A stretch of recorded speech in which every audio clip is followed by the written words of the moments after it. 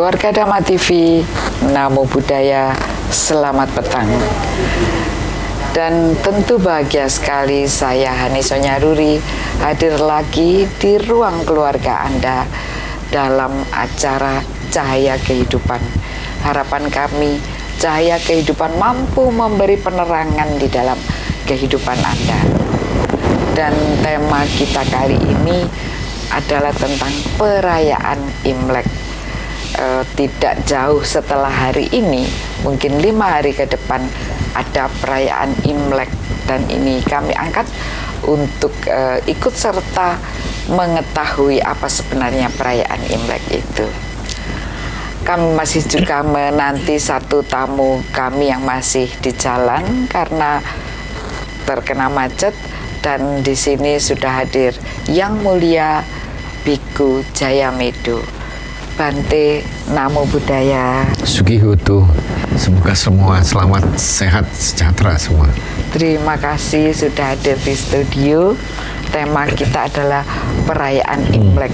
Karena saya juga ingin mengucapkan selamat merayakan Imlek 2570 kepada saudara-saudara sebangsa dan setanah air. Semoga Imlek di tahun ini betul-betul menjadi Imlek yang indah, yang bisa memperkokoh persatuan dan kesatuan bangsa kita. Baik Bante, Imlek itu pertanyaan saya yang umum Bante ya. Sebenarnya merayakan apa Bante? Imlek itu Bante. Ya, dapat saya sampaikan bahwa Imlek itu adalah suatu perayaan tahun baru yang dirayakan oleh masyarakat beretnis Tionghoa guna menyambut datangnya musim semi. Karena pada waktu itu di daerah utara, yaitu di bagian utara bumi ini, saljunya sudah sangat tebal sekali. Seperti sekarang ini di Amerika Serikat, saljunya sudah minus 40 derajat. Anda bisa bayangkan hidup pada waktu itu yang tidak ada pemanas dan sebagainya, dalam suasana dingin begitu mencekam, kesengsaraan sangat besar sekali. Nah, sekarang ini dengan datangnya musim semi, ya, dengan bunga-bunga mulai berkembang, kemudian binatang-binatang mulai keluar, ya, matahari sudah mulai semarak, mulai keluar, maka menimbulkan apa? Optimisme. Hidup harapan. Ini adalah optimisme, penuh dengan harapan. Matahari bersinar terang, memberi kehidupan. Maka mereka itu merayakannya secara meriah. Karena itu dahulu waktu saya masih muda, orang mengatakan selamat tahun baru Imlek itu dengan ucapan Sinchun Kyonghi. Sinchun itu Sinchun datangnya musim Chun, musim semi. Kyonghi itu ucapan selamat. Ya maaf, saya bukan Tionghoa, tetapi banyak kenal dengan teman-teman Tionghoa. Jadi ucapan selamat datangnya musim Chun. Karena itulah maka dirayakan secara meriah. Dan perayaan Imlek ini dirayakan pada umumnya adalah orang-orang dari masyarakat Tionghoa atau bangsa-bangsa yang terkena pengaruh budaya Tionghoa. Jadi misalnya orang Vietnam, orang Jepang, orang Mongolia, kemudian orang Tibet, dan juga orang Korea. Jadi ini di daerah utara itu merayakan perayaan musim semi. Tetapi belakangan memang perayaan itu tidak lagi disebut Sinchun Kyonghi, mengatakan Gong Si Fat Chai. Ya, itu dalam pengertian semoga Anda itu prosperous, semoga Anda sejahtera terutama dalam bidang materi.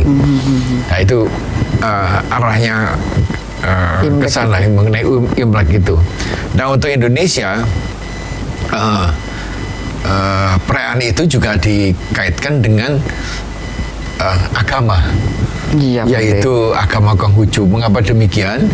Oleh karena pada waktu zaman Gus Dur, saya masih tahu persis prosesnya, bahwa libur di Indonesia itu hanya ada 2 kelompok besar. Satu kelompok nasional seperti 17 Agustus, 1 Januari, 1 Mei, Pancasila dan sebagainya begitu. Kemudian satu lagi adalah kelompok agama. Hari Nah, kalau raya. Imlek itu ditetapkan sebagai hari libur, di mana di luar negeri sering dikatakan Chinese New Year, maka kan tidak layak satu-satunya hari libur kok hari libur suku Cina. Apalagi masalah kecinaan itu pada waktu itu sangat sensitif sekali, sehingga dicarikan pintu masuk melalui mana. Akhirnya disepakati karena di orang Tionghoa itu pada umumnya mempunyai 3 agama yang bertaut menjadi satu, yaitu agama Buddha, agama Konghucu, dan agama Taois, ya yang seringkali disebut sebagai Tridharma itu. Maka Buddha sudah mendapatkan sendiri hari Waisak. Ya, yang belum tinggal masuk di pintu mana, tahu terlalu kecil di Indonesia. Maka satu-satunya jalan melalui pintu agama Konghucu, sehingga itu disebut sebagai tahun baru Imlek. Dan menurut kepercayaan bahwa 2570 adalah berkaitan dengan kehidupan dari Nabi Konghucu itu yang ada di sini. Demikian di kisahnya. tahun itu ya Bante, di tahun 2570 tahun yang lalu, ya. Nabi Konghucu itu lahir. Kelahiran kalau tidak salah ya. Lahir atau tahun ya Bante ya? Ya, lahirnya tahun. Lahirnya kemudian ditetapkan sebagai tahun Imlek. Kalau tidak, tadi. tapi karena ada beberapa versi gitu ya, itu biasalah. Ada versi bermacam-macam. Iya. Kemudian mengapa disebut sebagai lunar kalender? Ya, Nanti kalau biasanya jadi lunar itu artinya penanggalan bulan. Kita tahu bahwa di dunia ini ada bermacam-macam kalender. Kalender yang paling tua itu adalah kalender bulan, ya, yaitu lunar. Ya. Kemudian ada lagi yang solar. Solar itu bukan minyak, tapi adalah matahari. Nah, yang bulan itu mengapa demikian? Karena manusia lebih mudah melihat kapan tanggalnya. Nah, tanggal 1 lunar itu di dalam tradisi Tionghoa maupun India adalah bulan gelap. Artinya apa, Pak? Bulan gelap itu pada waktu kondisi bulannya gelap. Berbeda dengan di Islam. Tanggal 1 dimulai pada waktu bulan ada sabit. Bulan sabit sudah muncul di ufuk. Tapi kalau bulan gelap totally dark, totally gelap. Tidak ada bulannya, Bante? Tidak ada. Pernahkah? Tidak terlihat, tidak terlihat. Itu karena kita orang baru ya, Bante ya? Orang modern. Jarang sekali kita memperhatikan. Betul, apalagi dengan listrik di mana-mana sudah ada. Nah, itu jadi melihat bulan. Kemudian yang satu lagi adalah bulan purnama, full moon itu. Jadi, nah ini dipakai baik itu oleh Islam maupun oleh India, Tiongkok itu memang yang awal itu begitu. Belakangan perhitungan zaman Romawi menggunakan matahari. Pindah. Nah, antara bulan dan matahari ada perbedaan 10 hari. Perhitungan kalender. Karena itulah maka yang lunar murni sebenarnya itu adalah kalender Islam. Karena itu maka lebarannya selalu maju 10 hari terus.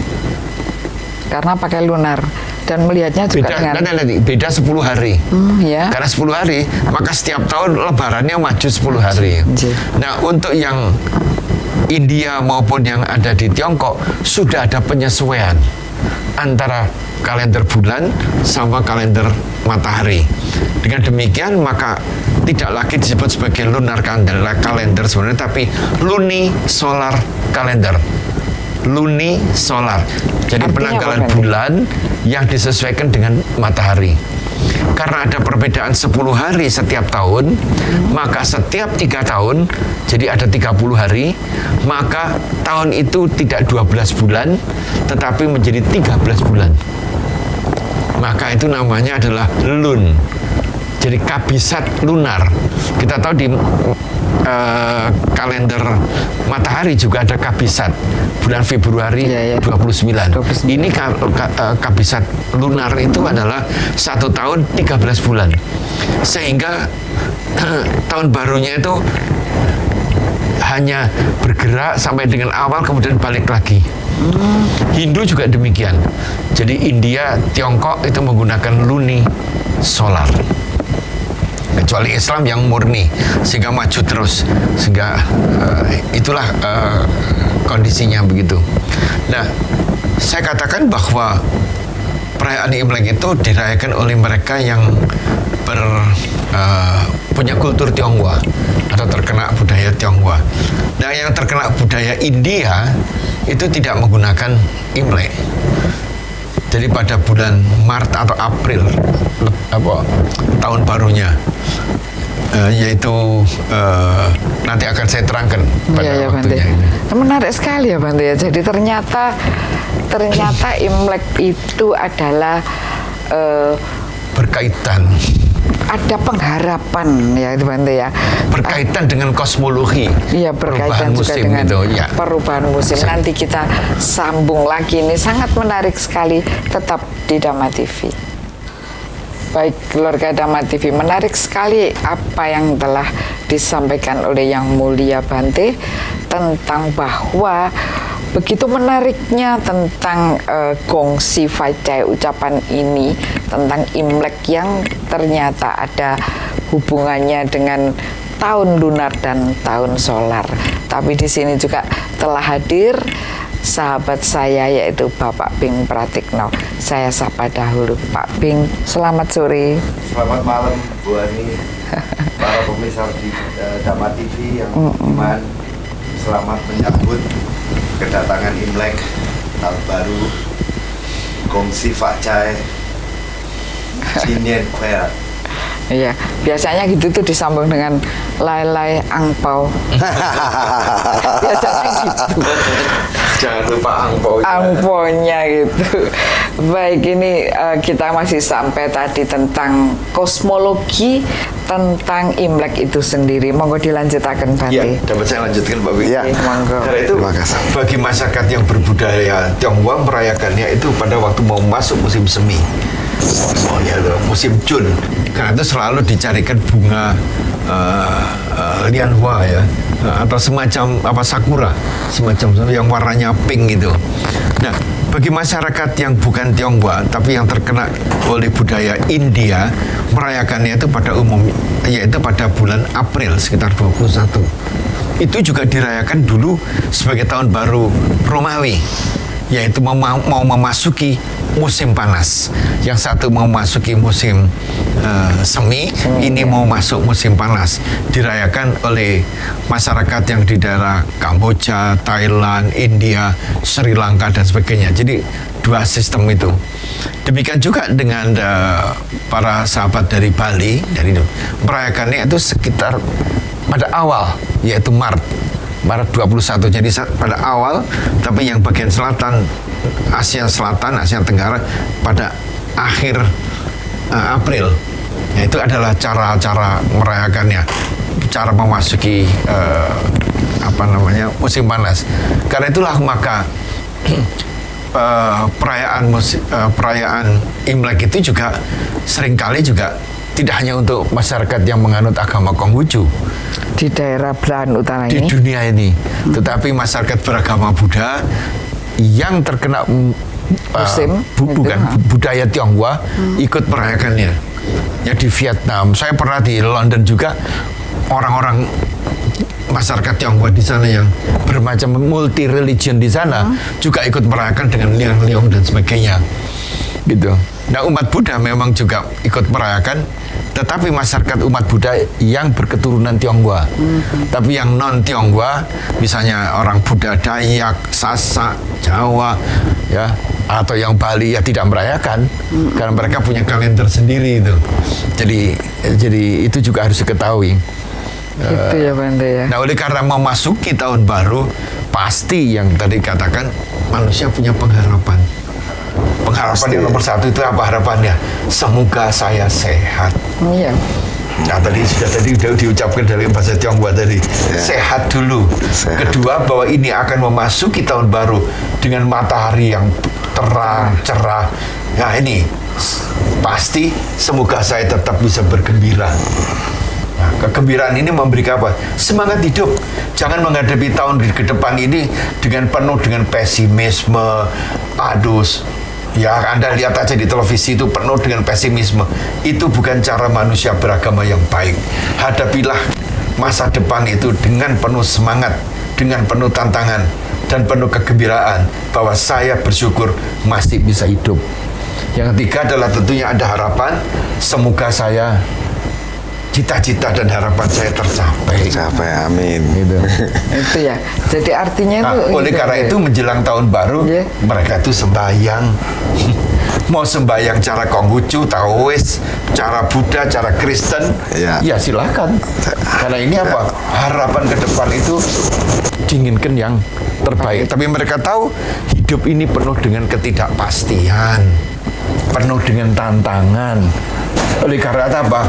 Mengharapkan ada kekuatan di luar dirinya sendiri yang bisa mengokohkan untuk menghadapi tahun yang akan datang. Itulah makna daripada perayaan Imlek ini ya, Bante. Mungkin Pak Ping bisa nambahkan gitu. Iya. Karena saya ke Pak Ping. Kalau menurut Pak Ping, Imlek itu bagaimana, monggo Pak? Ya, sebetulnya Imlek ini kan memang tahun baru. Kalau kita mengatakan tahun baru di Cina memang suatu budaya, jadi bukan suatu agama kan gitu. Dimana kita memasuki satu musim semi. Ya, mereka bersyukur segala sesuatunya. Cuman memang ada beberapa mitos kenapa mereka Imlekan seperti saya ini, memakai baju merah, memberikan angpau, pakai baju merah, amplop merah, kemudian ada lampion. Itu semua memang ada sejarahnya. Sehingga sampai kepada yang dikatakan bahwa Imlek ini merupakan ya gabungan antara tahun matahari sama bulan ya. Kalau di barat sana istilahnya Gregorian itu mereka menggunakan bintang-bintang. Jadi artinya kalau ini Aquarius, Libra, dan segala macam Sagittarius. Tapi kalau di Cina itu memang nggak seperti itu. Kita menggunakan Xiu. Jadi Xiu itu kebetulan dipakai nama hewan kan gitu ada Xiu tikus, ada kerbau, kelinci, kemudian masuk ke Xiu macan, naga, ular, kambing, kuda, monyet, ayam, anjing, dan terakhir babi. Tahun ini tahun apa?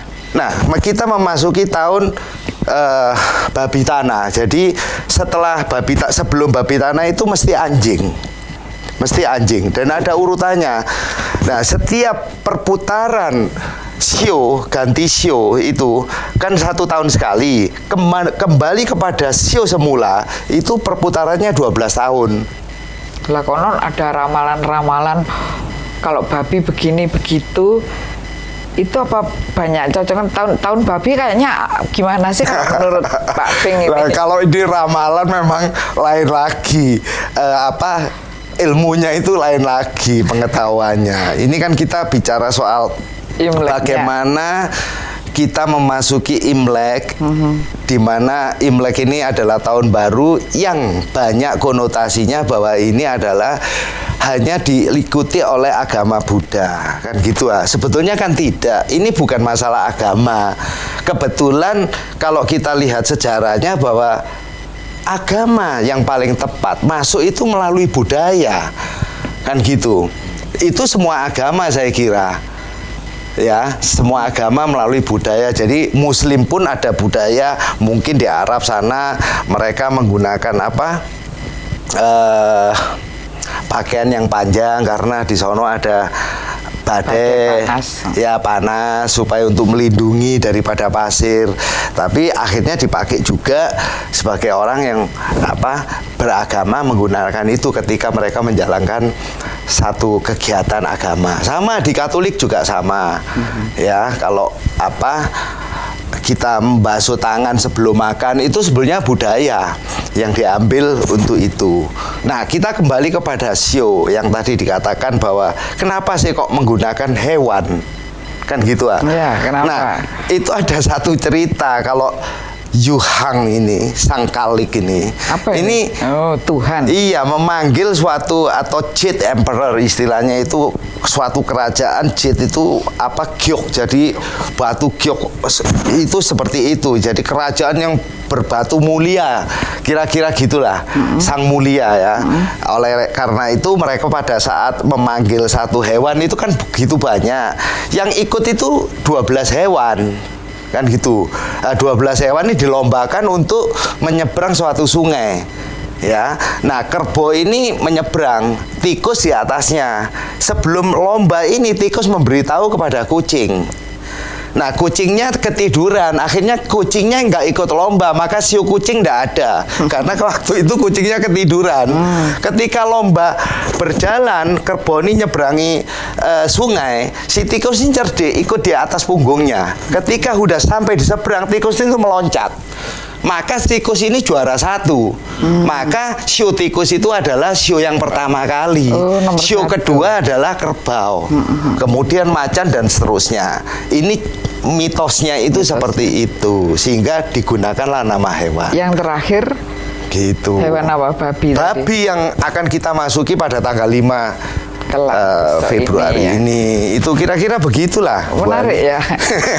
Jadi padahal kita zaman kecil dulu ingat enggak Pak Beng ya, ada leang-leong yang lewat di depan jalan kita, ingat? Iya. Itu ada leang-leong, ada dulu kalau di Jakarta itu namanya kan ondel-ondel ya. Tapi kalau di tempat kita namanya kasto-kasti. Yang boneka besar kasto, yang perempuan kasti itu lewat di kampung kita. Itu bagus sekali. Jadi terus ada identik petasan. Sebenarnya kalau menurut Bante, kenapa ada petasan, Bante? Ya, menurut tradisi Tionghoa katanya mengusir makhluk-makhluk yang tidak baik. Sama dengan di Bali kalau menjelang Nyepi juga ada dengan konderang, api dan sebagainya, itu mengusir masuk makhluk halus. Dan itu kemudian ditiru menjelang Lebaran. Kemudian masih lagi ditiru kasih angpau. Ini adalah persilangan budaya. Betul. Memperkaya budaya. Betul. Nah, sekarang dari kelompok-kelompok tertentu mengatakan tidak boleh itu ada petasan pada waktu Lebaran karena itu tidak sesuai dengan budaya di tempat asalnya. Tetapi kembali Imlek itu memang kalau saya pelajari dari kebiasaan-kebiasaan yang ada itu sangat indah sekali karena penuh dengan filsafat gitu. Penuh dengan filsafat. Ditahan dulu Bante. Ini menarik ya. Imlek itu ternyata penuh dengan filsafat. Baik, pada segmen berikutnya kita tanya kepada Yang Mulia filsafatnya di mana tentang perayaan Imlek ini. Tetap di Dhamma TV. Baik, kita lanjutkan. Ternyata Imlek itu ada filosofinya di balik itu semua, bukan sekedar euforia atau suatu perayaan menyambut tahun baru, tetapi ada filosofinya. Ini yang menarik. Monggo Bante, filosofinya di mana Bante? Ya, menjelang Imlek mereka itu membersihkan rumahnya. Nomor 1, berarti apa? Kebersihan lahir dan batin. Kemudian yang kedua adalah Bapak Buddha mengatakan bahwa suko sanghasa samaki. Suko itu suka, bahagia. Kemudian sanghasa itu komunitas. Dan komunitas paling kecil adalah keluarga. Kemudian samaki itu adalah kerukunan. Nah, ini menjadi inti. Di Tionghoa itu adalah kerukunan, ini adalah inti paling penting di dalam kehidupan seorang manusia. Jadi menjelang Imlek pada umumnya keluarga akan kumpul bareng. Kalau salah tolong dibetulkan dari karena saya bukan orang Tionghoa tapi tahu persis. Nomor 1 adalah kumpul anggota keluarga. Dan mejanya selalu bundar, betul ya? Tidak ada malah menjelang Imlek itu mereka makan dengan meja panjang, bundar. Artinya apa? Bapak, ibu, anak, mantu semua itu dalam satu kesatuan keluarga yang utuh. Kalau bisa mereka pada datang pulang kembali, gitu. Nah, perkara makanannya apa nanti Pak Beng yang tahu.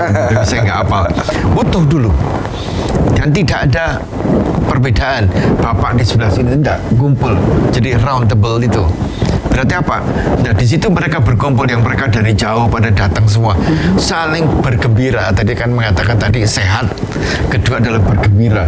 Selalu ngomongnya yang indah-indah. Ya, tidak ada barang yang susah-susah diomong, ya betul Pak Bing ya.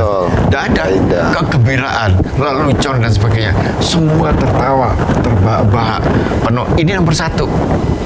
Bahwa hidup ini bahagia kalau ada kerukunan. Ini yang harus diketahui oleh bangsa kita yang mau menghadapi tahun politik. Tahun politik ini. Rukun dulu. Rukun di dalam anggota keluarga itu sentosa. Karena saling bisa mengisi, saling mendukung dan sebagainya. Dalam tahun baru, cobalah happy-happy, carilah yang indah-indah. Yang tidak indah nanti setelahnya nanti kita. Karena hatinya sudah menjadi satu, Bu. Kalau sudah menjadi satu, nanti besok atau lusa ketemu mengenai mana, saya akan bantu. Jadi nomor dua adalah karena sudah ada sehati, maka ada kita bantu. Nah, kemudian kerukunan yang kedua apa? Kerukunan dengan Tuhan. Kedekatan dengan Tuhan. Ya Tuhan. Malam jam 12 sembahyang. Semua Bante. Ya pada umumnya ya. Kalau di tradisi kan sembahyang malam tahun baru. Sembahyang malam tahun baru. Nomor kedua, rukun dengan yang di atas ini loh. Jadi satu rukun dengan dalam, sudah itu rukun sama yang di atas. Ucapan syukur dan sebagainya, berterima kasih dan sebagainya begitu. Itu rukun yang kedua. Nah, besok paginya kembali peneguhan kerukunan dalam anggota keluarga ya. Mengucapkan selamat, kasih angpau dan sebagainya dengan anggota keluarga dulu. Ya, dengan baju merah semua, menandakan kegembiraan. Tadi kan pertama sehat, kedua gembira. Nah, itu dulu. Sudah itu selesai, barulah mereka mencari kerukunan yang keempat. Merukunan dengan kerabat dan sahabat. Betul ya Pak Bing ya? Betul. Keluar rumah. Keluar dengan kerabat. Karena hidup kita itu bisa sukses, bahagia. Kalau kita urutannya itu begitu. Satu Tuhan. Dengan satu anggota keluarga, yang sudah pasti sama. bapak, ibu, anak, mantu, cucu itu. Ya. Sudah itu Dengan Tuhan. yang Tuhannya. Kemudian yang ketiga konfirmasi lagi, ya kepeneguhan. Keempat itu baru dengan sahabat dan kerabat. Dia mengunjungi kerabatnya ke mana. Nah ini yang dilakukan. Dan ada lagi yang disuguhkan itu waktu di Samarinda itu ada kacang yang terbuka. Katanya kacang ketawa katanya. Katanya. Jadi ada kacang yang disuguhkan. Ada apa? Siapa yang datang sini itu yang ada cuman senyum dan tertawa. Hari itu harus senyum dan tertawa. Tidak hari itu, tapi sepanjang 2 minggu sampai Cap Gomeh itu. Oh, pestanya sampai pesta. 2 minggu. Penutupan itu adalah Cap Gomeh. 2 minggu berpesta. Dan isinya cuman senyum, bergembira. Jangan lihat dia kanan. Nah itu kemudian ditutup dengan Cap Gomeh. Nah Cap Gomeh itu sendiri itu juga perayaan yang besar sebagai penutup akhir tahun. Nah di dalam agama Buddha Cap Gomeh juga penting karena pada waktu Cap Gomeh itu dirayakan pertama kali Buddha membabarkan ajarannya kepada 1250 ya 1200 itu kepada murid-muridnya, dan di situ diajarkan jangan berbuat jahat, tambah kebaikan, bersihkan your mind and your heart, pikiran dan hatimu. Itulah ajaran Buddha. Dan ini merupakan kunci. Nomor satu tuh orang jangan berbuat jahat.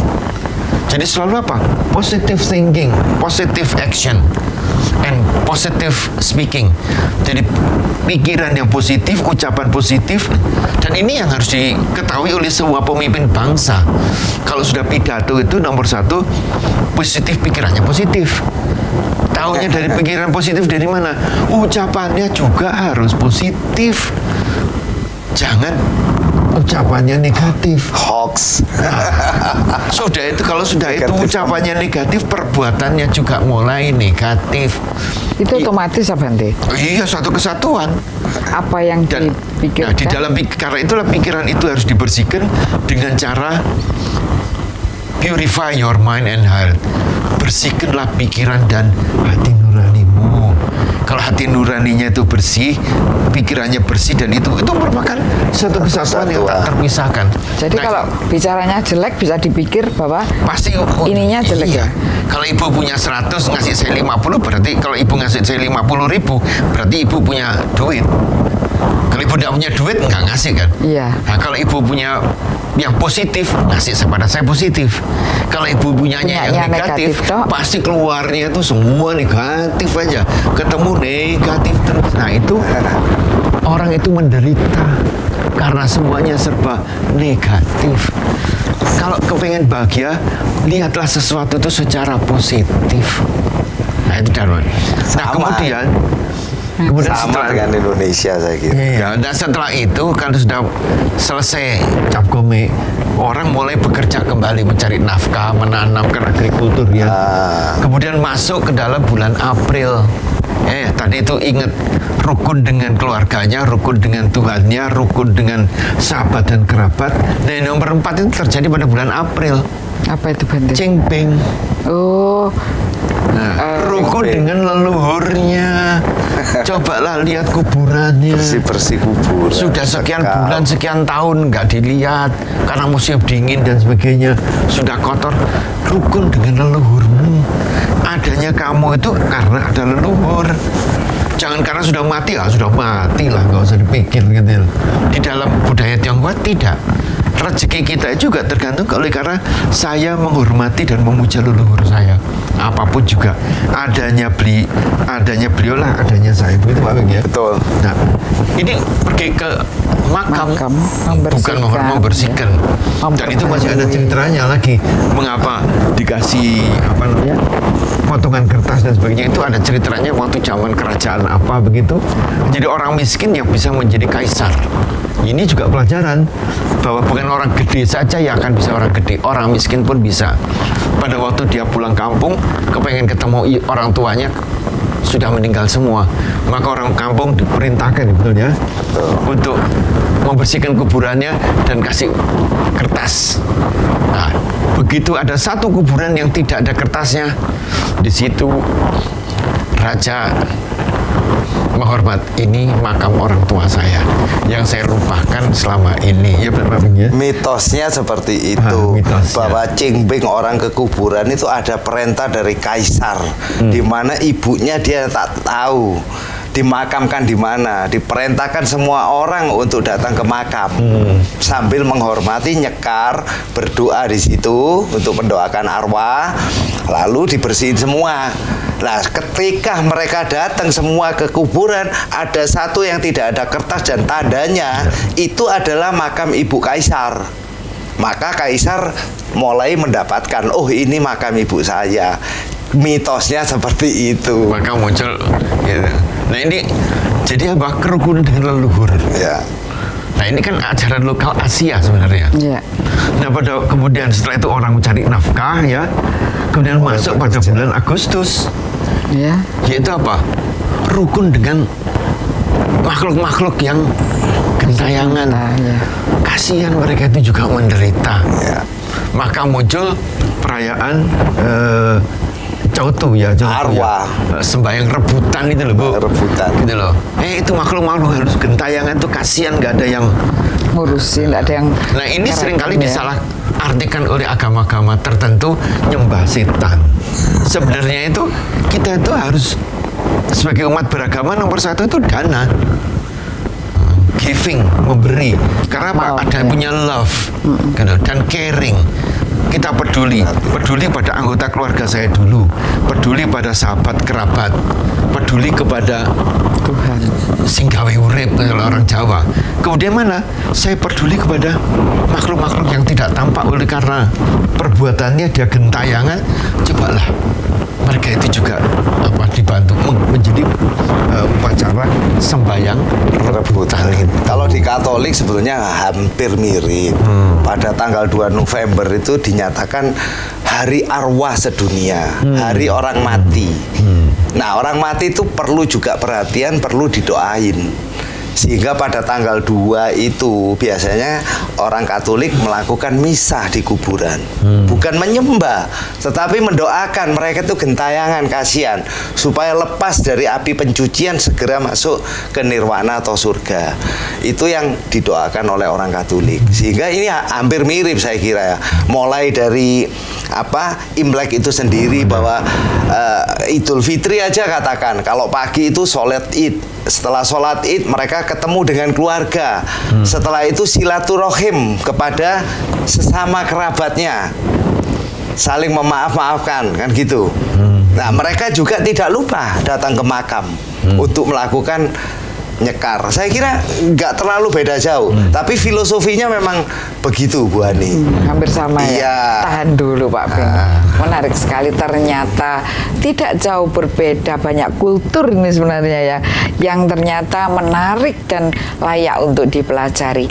Anda jangan pernah untuk mengatakan anti belajar, karena pelajaran itu yang membuat Anda kaya akan ilmu pengetahuan. Tetap di Dhamma TV, kita masih punya satu segmen setelah yang satu ini. Menarik sekali keluarga Dhamma TV tentang Imlek ini. Ternyata di situ ada pengharapan di musim semi. Kemudian tadi Bante mengatakan filosofinya luar biasa sekali, bahwa setiap manusia itu harus ada hubungan yang baik antar keluarga, kemudian dengan Tuhannya, kemudian dengan kerabat dan orang-orang link di sekitarnya, dan juga dengan leluhurnya. Bahkan tadi ada juga dengan makhluk-makhluk yang tidak kasat mata, makhluk-makhluk yang belum berbahagia. Dan ini tadi Pak Ping juga menyambung bahwa sebenarnya di Katolik pun begitu. Tetapi begini Pak Ping ya, ketika kita ini selamatan, biasanya itu kan ada beberapa jenis yang khusus. Kalau misalnya hari raya ketupat itu harus ada kupatnya kan gitu ya. Kalau misalnya kita selamatan 17 Agustus, kita nasi kuning aja. Nah, kalau Imlek ini apa yang khas? Imlek? Iya. Mungkin kue ranjang saya. Kue ranjang ya. Cuman ada beberapa tadi yang Bante katakan yang berkaitan dengan mitos. Kenapa sebelum Imlek kita itu harus membersihkan rumah, ya? Justru pada saat Imlek ada satu mitos kepercayaan, kita ini tidak boleh nyapu rumah. Betul. Kalau semua nyapu kan itu, datang waktu itu. iya, rezekinya bisa hilang. Yang kedua, pada harinya juga nggak boleh buang sampah, gitu. Itu mitos ya. Itu kalau kita membuang suatu rezeki gitu ya. Lalu ada juga mereka yang tidak boleh keramas, mandi. Itu ada dewa air katanya. Kalau mereka mandi keramas itu kita menghormati mengenai dewa air.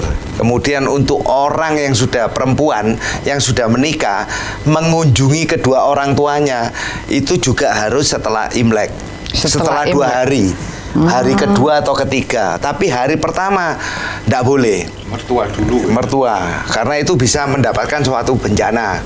Terus tidak boleh meminum obat.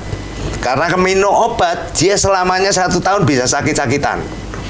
Justru obat yang ada di dalam bentuk Cina itu ada di pot itu ya, di guci itu biasanya. Itu dipecahin, dibuang. Tidak boleh makan bubur, daging. Karena bubur itu menandakan dulu zaman dulu di Cina itu orang miskin. Orang miskin makan bubur. Sehingga kalau Anda makan bubur pada saat Imlek, Anda akan miskin nanti. Di dalam 1 tahun. Demikian juga daging, karena dewa-dewa itu tidak menghendaki Anda membunuh binatang untuk dimakan. Kan gitu lah. Itu untuk menghormati, sehingga daging juga nggak boleh dimakan. Jadi makanannya apa dong? Namanya pesta. Ya di luar itu. Masih banyak. Wah, gitu ya. Menunya orang Tionghoa kan banyak sekali. Kan banyak sekali. Yang sayur, yang ikan, yang hari pertama. Tapi itu mitos. Tapi ada satu kebiasaan bagi masyarakat tradisional yang lama, yang tidak beragama Nasrani atau Islam, masih ada dewa-dewa. Nah, yang katanya pada menjelang Imlek, jadi sebelum tengah malam itu ada dewa dapur, itu yang bibirnya itu dileleti dengan madu. Kenapa Bu dileleti madu?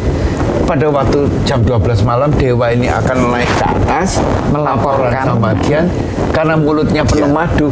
Laporannya manis-manis. Ini namanya kebiasaan menjadi ABS. Asal Bapak senang. Betul ya? Betul. Dileleti supaya pelaporannya. Karena Dewa Dapur ini tahu perilakunya orang di rumah yang baik-baik sama nggak baik itu. Supaya jangan ngomong macam-macam kamu ya tak leleti kamu. Nah, naga itu yang disebut dengan Nyan. Naga. Pada malam Imlek itu dia suka makan anak-anak kecil itu kan gitu. Oh, sengkolo dianggap. Iya, sengkolo lah kalau bahasa Jawanya itu. Makanya anak kecil itu biasanya diamankan dengan memakai pakaian merah karena naga itu takut. Tidak suka. Nah, apalagi dengan bunyi petasan. Setan ini takut, dia akan melari. Sehingga kenapa kalau pada malam Imlek itu semua itu serba merah, itu untuk melindungi supaya nggak dimakan oleh si naga, termasuk angpaunya. Isinya biasanya angpau itu ada semacam apa ya, uang koin itu ya, yang menggambarkan cahaya ya, 8 dian atau apa itu ya. Nah, ketika itu dibungkus karena anak kecil itu kalau tidur bisa dimakan oleh naga atau bisa disentuh oleh iblis. Kalau kerasukan dia bisa secara batin maupun secara fisik itu seperti orang sekarat. Maka dia diusahakan untuk tidak tidur. Nah, gimana nggak tidurnya? Nah, angpau itu dibungkus berkali-kali, dibuka, dibungkus lagi supaya dia nggak tidur. Kalau sudah capek baru tidur, orang tuanya ngasih koin itu di bawah bantal, angpau dalam bentuk merah, supaya si iblis itu ambil angpaunya saja. Warna ini bisa melindungi dari gangguan iblis terhadap anak kecil ini, gitu. Gimana artinya? Naga ini mau ngambil angpaunya aja? Oh, enggak. Anaknya anak itu mau dimakan karena dia juga makan hasil panenan.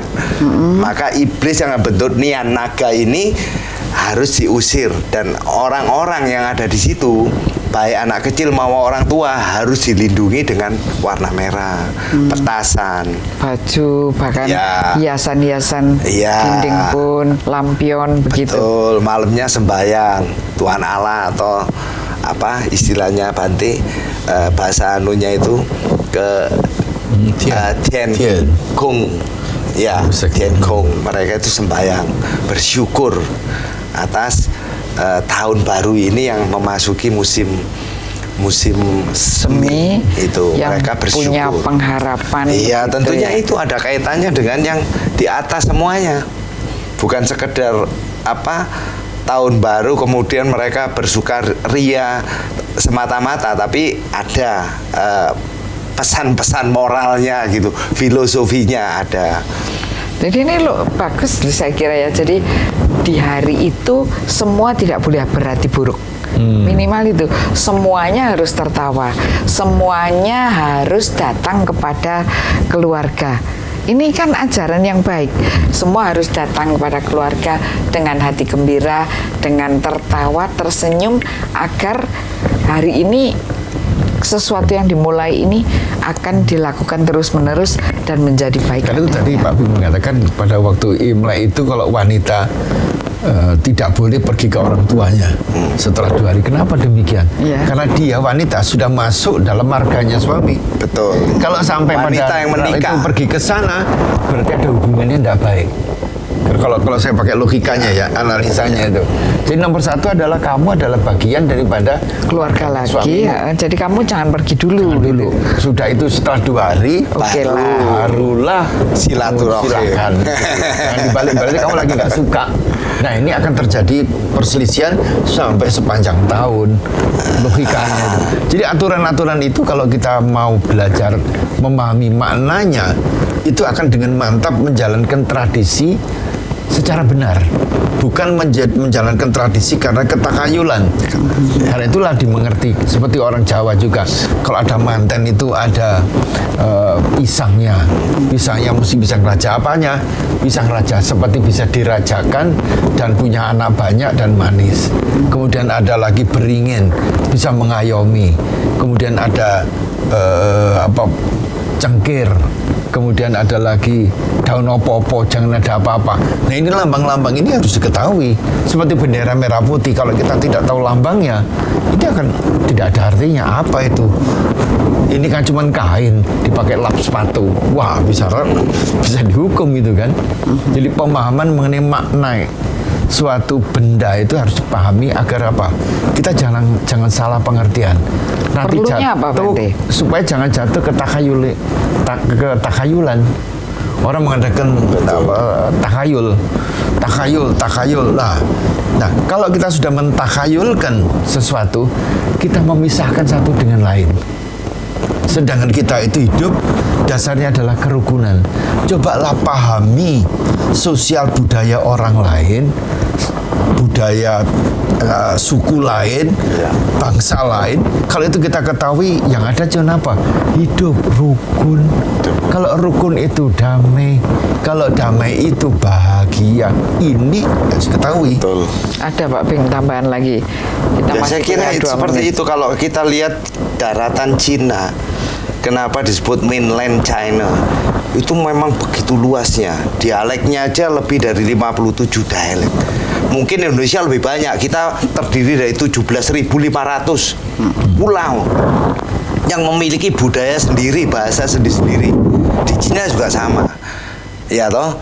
Kemudian apa dialeknya, sorry, saya katakan tadi kesukuan ya, ras. Apa istilahnya suku lah. Suku. Itu 57 lebih. Nah, dialeknya berbagai macam, ada ratusan di Cina itu. Jadi tentang Imleknya bagaimana, kita punya sedikit 1 menit. Ada tambahan dari Pak Bing atau Bante, Imlek itu bagaimana harapannya Bante? Imlek itu keterkaitan dengan kosmologi yang dianut oleh masyarakat yang berbudaya Tionghoa. Karena itu di Vietnam itu namanya Tet, TET itu. Nah, pada waktu perang antara Vietnam dengan Amerika, pada waktu Tet itu terjadi serangan besar. Nah, kemudian di Tibet namanya Lopsar. Jadi ini adalah satu kosmologi sendiri. Ada kelompok satu lagi yang berbudaya India, yaitu Thailand dan sebagainya. Bante. Satu lagi ke Arab gitu.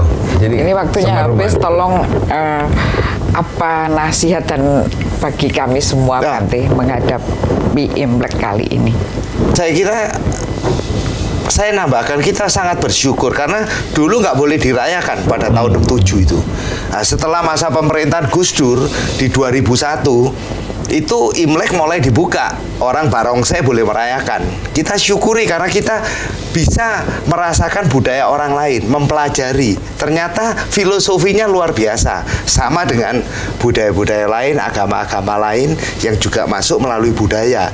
Ini sangat bagus. Nah, pada tahun 2003 mulai diberlakukan skepnya peraturan Presiden Megawati bahwa itu menjadi hari libur nasional. Bukan hanya orang yang merayakan, yang tidak merayakan pun diliburkan. Sampai saat ini tanggal 5 itu tanggalan merah. Itu sehingga kita ini mencoba toleransi. Itu saya kira itu maknanya. Betul ya. Sekarang sedikit ini untuk mengisi waktu sebelum ada tanda Bante. Kenapa kok mesti didahului angin ribut Bante? Ya, memang musimnya sudah masuk. Gitu, Bante, apalagi ya? sekarang ada siklonnya yang besar sekali. Ini sampai dengan tanggal berapa 15 ini 15 betul-betul angin besar dan sebagainya. Memang iklimnya, jangan takhayul. Ya katanya takhayulnya. Dan nanti kalau kembali jangan ke takhayul, kita selalu sudah menghadapi zaman modern begini, semua itu bisa dirasionalkan. Dirasionalkan, logika. Karena orang itu tidak tahu rasionalnya, maka orang itu jatuh ke takhayul. Takhayul itu muncul karena rasionalnya nggak ada jalan. Kalau menurut saya kembali kepada Imlek, mari kita menghormati apapun budaya, ritual agama atau kelompok yang lain. Jangan fanatik dengan menganggap punya sendiri. Seringkali akan terjadi, waduh ada Imlek, ada ini, ayo tak boleh dan sebagainya. Jangan ada fanatisme. Mari kita hormati dan saling menyayangi dan kita menghormati orang lain. Selamat Imlek tidak usah dipersoalkan apa itu haram atau halal. Karena itu ucapan selamat tahun baru. Terima kasih Pak Ping. Terima kasih Yang Mulia Bante. Menarik sekali, tetapi kita sudah ada di penghujung waktu. Sekali lagi selamat merayakan Hari Raya Imlek 2570. Semoga Anda sehat, semoga Anda bahagia, semoga gembira dan terkabul segalanya menjadi sesuatu yang baik dan sukses. Selamat Hari Raya Imlek.